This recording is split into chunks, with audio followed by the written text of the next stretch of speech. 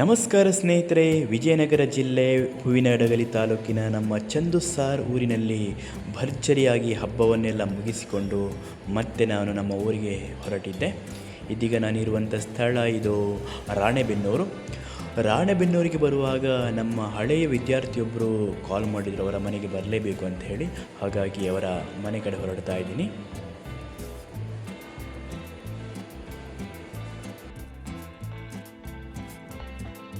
ಸಂಜೆಯ ಹೊತ್ತು ಒಂದೊಳ್ಳೆಯ ಕಾಫಿಯನ್ನು ಕುಡಿದು ಬಯಲು ಸೀಮೆಯ ಸಾಂಪ್ರದಾಯಿಕ ಸ್ನ್ಯಾಕ್ಸ್, ಪೂರಿ, ಖಾರ, ಮೆಣಸಿನಕಾಯಿ, ಬಜ್ಜಿಯನ್ನೆಲ್ಲ ತಿಂದು ಮತ್ತು ಸ್ವಲ್ಪ ಟೈಮ್ ಇತ್ತಲ್ಲ, ಹಾಗಾಗಿ ಅವರ ಹೊಲವನ್ನು ನೋಡೋಣ ಅಂತೇಳಿ ಹೊರಟೆವು.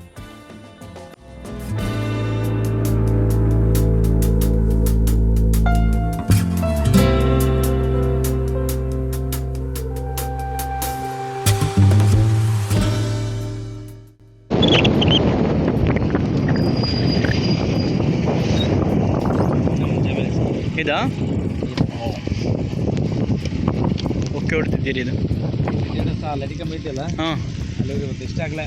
ಓ, ಇಷ್ಟ 3 ಎಕರೆ 85 ಕ್ವಿಂಟಲ್ ಬಂತು. ಅದ ನಂತರ ಮತ್ತೆ ಅದನ್ನೆಲ್ಲ ಕ್ಲೀನ್ ಮಾಡ್ಕೊಂಡು ಕಟ್ಲೆ ಹಾಕಿದ್ವಿ.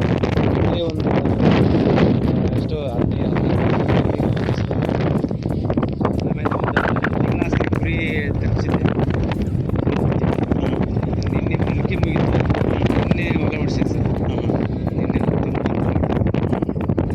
ಒಳ್ಳೆ ಸರ್. ಅದೇನು ವರ್ಷಕ್ಕೆ ಏನಂದ್ರೆ ಕುರಿ ಒಂದು 2 ಲಕ್ಷ ರೂಪಾಯಿ ಬೆಳೆ ಸಿಗುತ್ತೆ ಸರ್.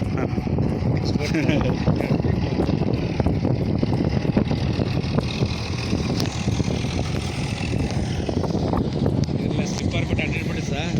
ಅಡಿಗೆಲ್ಲ ಚರ್ಮೆಲ್ಲ ಒಳ್ಳೆ ಕ್ಲಿಯರಿಟಿ ಬರುತ್ತೆ ಸರ್. ಹೌದಾ? ಓಹೋ,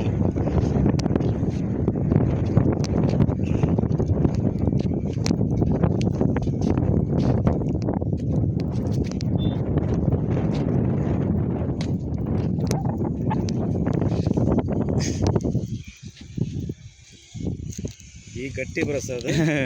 ಆಮೇಲೆ ಬಿಸಿಲು ಬಿದ್ದಂಗೆ ಸರ್ ಅಳುತ್ತೆ ಸರ್. ಅದು ಹಳ್ಳಿ ಸ್ಮೂತ್ ಆಗತ್ತೆ ಸರ್. ಹೌದಾ? ಸ್ಮೂತಾಗಿ ಪೌಡ್ರ್ ಇಲ್ಲ ಹೇಗಿದೆ ನೋಡಿ ಸರ್. ಈ ಥರ ಪೌಡ್ರ್ ಇದು ಹಸಿ ಸರ್. ಮೊನ್ನೆ ಮಳೆ ಆಯ್ತು, 4-5 ಮಳೆ ಆದರೂ ನೀರು ಬಿದ್ದಾಗ ಅಂಟಲ್ಲ, ಅದು ಥರ ಅಂಟ ಅಳಕೆ ಸರ್. ನೀರು ಬಿದ್ದಾಗ ಅಳದತ್ತಿ. ಹೌದೌದು. ಈ ಕೈ ಮುಟ್ಟಿದಂದ್ರೆ ಜಿಗಟಾಕತ್ತೆ. ಹಾಂ ಹಾಂ.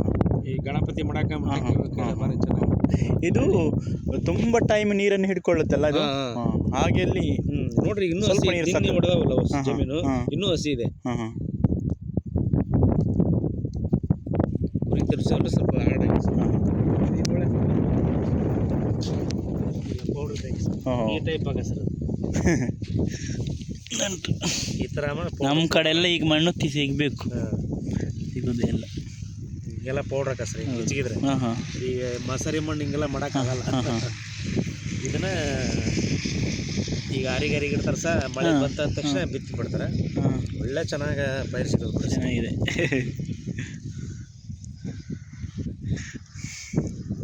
ಈಗ ನೀವು ಇಲ್ಲಿ ಇದರಲ್ಲಿ ಹಾಕ್ತಿರಲ್ಲ, ಏನಾದರೂ ಬೆಳಿತಿರಲ್ಲ, ನೀರು ಹಾಕಲ್ಲ?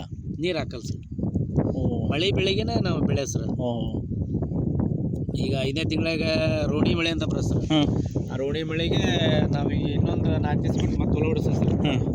ಇನ್ನೂ ಸ್ವಲ್ಪ ಸಣ್ಣ ಮಣ್ಣು ಮಾಡ್ಕೊಂಡು ಸ್ವಲ್ಪ ಹನಿ ಬಿತ್ತಪ್ಪ ಅಂದರೆ ಈ ಥರ ಆಗತ್ತೆ. ಫುಲ್ ನಯಸಾಗ್ಬಿಡುತ್ತೆ. ನಯಸಾಗಿ ಮೇಲೆ ಹಂಗೆ ಸಾಪ್ ಇತ್ತಪ್ಪ ಅಂದರೆ ಅದರಲ್ಲೇ ಬಿತ್ಬಿಡ್ತಾರೆ. ಬಿತ್ತಿದ ತಕ್ಷಣ ಕ್ಲೀನಾಗಿ ಆಗತ್ತೆ ಸರ್. ಆಮೇಲೆ ಹುಲ್ಲು ಕಮ್ಮಿ ಸರ್. ನಾವು ಮಾಡ್ಕೊಂಡಂಗೆ ಹುಲ್ಲು ಜಾಸ್ತಿ ಆಗುತ್ತೆ ಇದರಲ್ಲಿ. ನಾವು ಮಾಡ್ಕೊಂಡಂಗೆ ಏನಾರು ಸ್ವಲ್ಪ ವ್ಯತ್ಯಾಸ ಆತಪ್ಪ ಅಂದ್ರೆ ಹುಲ್ಲು ಜಾಸ್ತಿ ಆಗುತ್ತೆ. ಅದನ್ನು ಅದು ಬರ್ತಾ ಎಲ್ಲ ತಗೊಂಡ್ಬಿಟ್ಟು ತಗೊಂಡಂದ್ರೆ ಏನು 2 ಪೀಕ್ ತೆಗಿಬೋದು ಸರ್. ಹಾಂ ಹಾಂ. ಒಳ್ಳೆ ಚೆನ್ನಾಗಿ. ಅದು ಯಾರ್ದು? ತಕ್ಕರೆ ಜಮೀನೆಲ್ಲ ಅದು ಯಾರ್ದು? ಅದು ಬೇರೆ ಬೇರೆ. ಇದೆಲ್ಲ ಬೇರೆ ಬೇರೆ. ಇದು ಒಂದು ಬೇರೆ, ಅದು ಬೇರೆ. ಆ ಕಡೆ ಇರೋದು ಮತ್ತೆ ಬೇರೆ ಬೇರೆ. ಹಂಗೆ ಅದಕ್ಕೆ ಬಾರ್ಡ್ರ್ ಇಲ್ಲ ನಿಮಗೆ? ಮಾಡಿಲ್ಲ ಸರ್. ಅಂದಾಜು ಮೇಲೆ ಅಂದಾಜು ಅಂದರೆ ಡೈಲಿ ವರ್ಷ ಮಾಡ್ತಾವಲ್ಲ, ಆ ಇದ್ರ ಮೇಲೆ ನೀರು ಕಡೆ ಸ್ವಲ್ಪ ಹೆಚ್ಚು ಕಮ್ಮಿ ಆಗ್ತಾರೆ. ಅಡ್ಜಸ್ಟ್ ರೆಕಾರ್ಡ್ ಎಲ್ಲ ಇಲ್ಲ? ರೆಕಾರ್ಡ್ ಇದೆ, ಅದೆಲ್ಲ ರೆಕಾರ್ಡ್ ಇರ್ತದೆ. ಅಳತೆ ಮಾಡಿಸ ಸಹ ಕಲ್ಗುಟ ಉಗ್ದಿದ್ವಿ. ಈ ಜಮೀನು ಹುಳ ಮುಂದೆ ಬಿದ್ದು ಹೋಗಿದ್ವಿ. ಹಾಗಾಗಿ ನಾವು ಕೈ ಕಲ್ಬಿಟ್ಟು ಮೇಲೆ ಕೈ ಹುಡ್ಕೊಂಡು ಜಮೀನು ಸಾಕು. ಆಮೇಲೆ ಅವರು ಬಿಡ್ತಾರೆ. ಇವರು ಸಾಲ ನಮ್ದು ಇಲ್ಲೊಂದು ಸಾಲ ಬಂತು ಅಂದರೆ ಹಾಂ ಅವ್ರದ್ದು ಒಂದು ಸಾಲ ಇಲ್ಲಿ ಕುಂದ್ರದು ಸರ್. ಹಾಂ ಹಾಂ ಸ್ವಲ್ಪ ವ್ಯತ್ಯಾಸ ಆದ್ರೂ ಏನು ಅಡ್ಜಸ್ಟ್ ಮಾಡ್ತಾರೆ, ಜಗಳ ಎಲ್ಲ ಮಾಡಲ್ಲ. ಇಲ್ಲಂದರೆ ಆಗ್ತವ್ರೆ ಕೆಲಸ ಮನಸ್ಸು ಸರಿ ಇಲ್ಲ ಆಗ್ತವೆ. ನಾವು ಸರಿ ಇದ್ದಾಗ ಏನು ಹೌದು ಅವರ ಒಂದು ಜಾಸ್ತಿ ಒಂದು ಸಾಲ ಬಗ್ಗೆ ಅಂದ್ರೆ ನಾವು ಸುಮ್ಮನೆ ನಾವು ಬಿದ್ದಿದ್ರೆ ಅವ್ರು ಸುಮ್ಮನೆ, ಹಂಗಾಗಿ ಅಡ್ಜಸ್ಟ್ಮೆಂಟ್ ಚೆನ್ನಾಗಿ ಬೀಚ್ ಥರ ಚಂದ ಗಾಳಿ ಬೀಸ್ತಾ ಇದೆ ಇಲ್ಲಿ.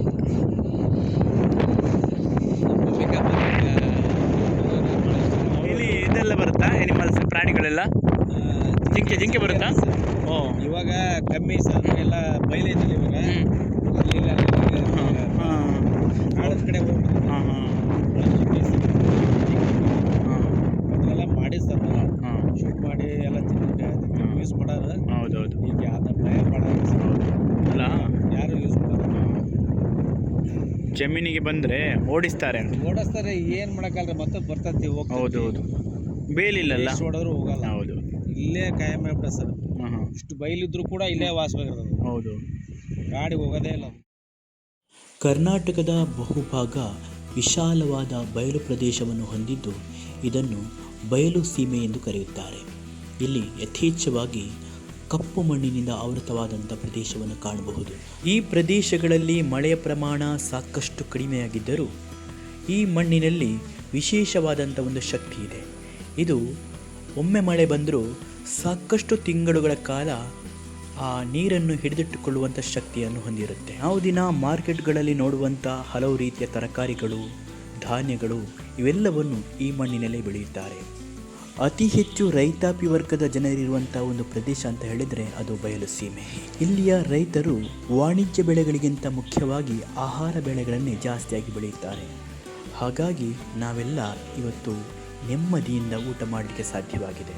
ಮಣ್ಣಿನಲ್ಲಿ ಹೊನ್ನನ್ನು ಬೆಳೆಯುವಂಥ ಬಯಲು ಸೀಮೆಯ ರೈತರೇ ನಿಜವಾದ ಅನ್ನದಾತ. ಅವರಿಗೆ ನಾವು ಹ್ಯಾಟ್ಸಪ್ ಹೇಳಲೇಬೇಕು, ಏನಂತೀರಾ?